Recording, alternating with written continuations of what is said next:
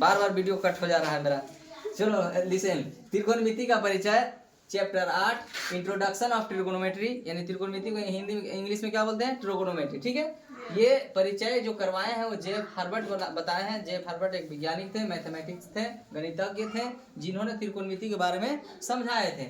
क्या समझाए हैं, पहले हम इसको परिचय पढ़ेंगे, उसके बाद 9 चैप्टर में हम लोग अनुप्रयोग पढ़ेंगे। क्या पढ़ेंगे कि इस त्रिकोणमिति का प्रयोग कहाँ करेंगे हम लोग, ठीक ना। सुना रहा, ऐसे शॉर्ट में हम बता देते हैं कि जहाँ पर हमारा स्केल नहीं पहुंच सकता है नापने के लिए, ठीक है। जैसे मान के चलो हम इसको बेंच को माप सकते हैं, इस लंबाई चौड़ाई को, इस रूम को माप सकते हैं, क्योंकि मेरे पास स्केल रहता है ना।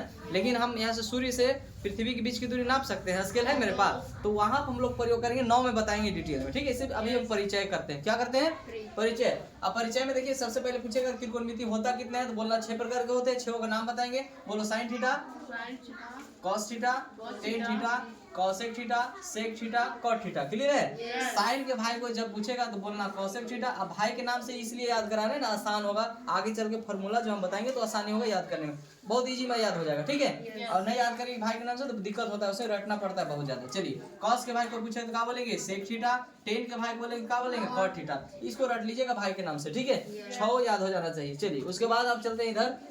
इस त्रिकोणमिति को पढ़ने के लिए, समझने के लिए हमको एक ट्रायंगल को याद करना पड़ेगा। उस ट्रायंगल का नाम है राइट एंगल। राइट ट्रायंगल का मतलब होता है समकोण त्रिभुज। क्या होता है, समकोण त्रिभुज होता क्या है समझिएगा। समकोण त्रिभुज में सबको जानते हैं, कोई त्रिभुज, कोई जिस त्रिभुज का एक भुजा क्या होता है 90 डिग्री का होता है, उसी को समकोण त्रिभुज कहते हैं, ठीक है। तो ये त्रिभुज है, इस त्रिभुज का एक कोण 90 डिग्री का है ना।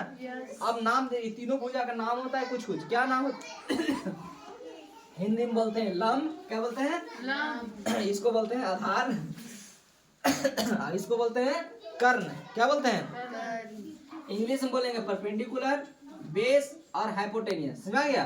शॉर्टकट में बोलेंगे PBH, याद हो जाएगा, PBH याद रखना, लंब आधार कर्ण। क्लियर हो गया।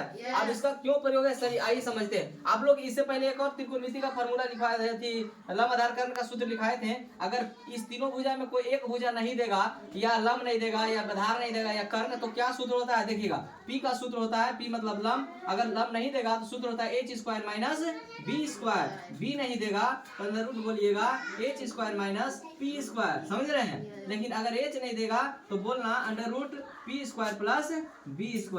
याद रहेगा। यही तीनों सूत्र पहले इंपॉर्टेंट है, समझ रहा है, कि हमेशा के लिए कि जब त्रिभुज कोई एक ऑप्शन रहेगा तो इसको निकालना होगा, ठीक है। उसके बाद आगे समझेंगे हम लोग कि इसके बाद समझेगा, कोई पूछेगा कि इस त्रिभुज में सबसे बड़ी भुजा कौन होता है, हमेशा कौन रहेगा, हमेशा समकोण त्रिभुज सबसे बड़ी भुजा, तो बोलना कर्ण। कौन होता है हमेशा, कभी भी कोई बोलेगा कि लंब आधार कर्ण में सबसे बड़ी भुजा कौन होता है, तो कर्ण ही बोलेगा। अगर हम कह देंगे 10, 11, 12 सेंटीमीटर सब के नाम दे, तो कौन भुजा को आप कर्ण मानिएगा, जिसका सबसे ज्यादा कौन है 12, तो 12 इसको कर्ण में बैठाइएगा। समझ में आ रहा। चलिए, अब हम क्या करेंगे, यहाँ पर हम लोग चलते हैं। अब टाइप 1 से सूत्र स्टार्ट कीजिएगा। पहले हम टाइप 1 सूत्र लिखाते हैं, उसी तरह से टाइप 2, 3, 4, 5 आगे चलते जाएंगे, ठीक है।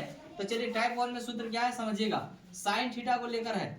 साइन थीटा के लिए कोई सूत्र पूछेगा, साइन थीटा, यहाँ पर फिर कौन का नाम अगर दे देगा तो गड़बड़ होगा। एक बात और यही समझा दे रहे हैं, अगर साइन ए बोलेगा, ए नाम दे देगा थीटा की जगह पर, तो समझो कि ई लंब बन जाएगा, ये आधार हो जाएगा। कर्ण कभी नहीं बदलेगा, हमेशा जब भी बदलेगा तो लंब और आधार एक दूसरे का दल बदल होता है। समझ रहे ना। कभी साइन ए बोल देगा तो ई लंब हो जाएगा, ये आधार हो जाएगा। समझ रहे हैं। अगर साइन सी बोल दिया तो ई लंब रहेगा, अभी आधार रहेगा। समझ रहे हैं। जैसे जैसे जिस कोण का नाम बोलेगा उसके सामने वाला भुजा लंब हो जाता है और साइड वाला भुजा आधार हो जाता है। समझ गया। चलिए, तो वहां पर अभी थीटा के नाम से चल रहे हैं हम लोग, ABC नहीं चल रहे हैं, ठीक है। नाम भले एक त्रिभुज का दे दिए। चलिए, साइन थीटा बराबर याद करिए, बोलिए P/H का हुआ लंब बटा कर्ण। समझ गए ना।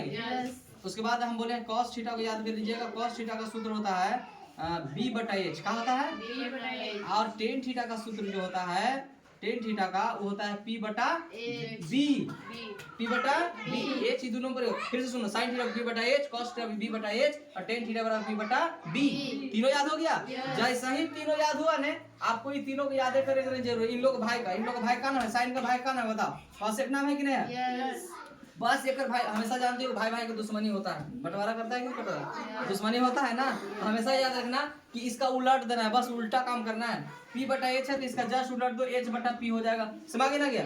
cos थीटा B बटा H है तो इसका भाई सेक होता है, सेक थीटा हो जाएगा B बटा H, समझा रहे ना क्या? सॉरी H बटा B क्या होगा, H बटा B, इसका पलट रहे तो H बटा B ना होगा, पलटेंगे तो टेन थीटा का P बटा B है तो cot थीटा का हो जाएगा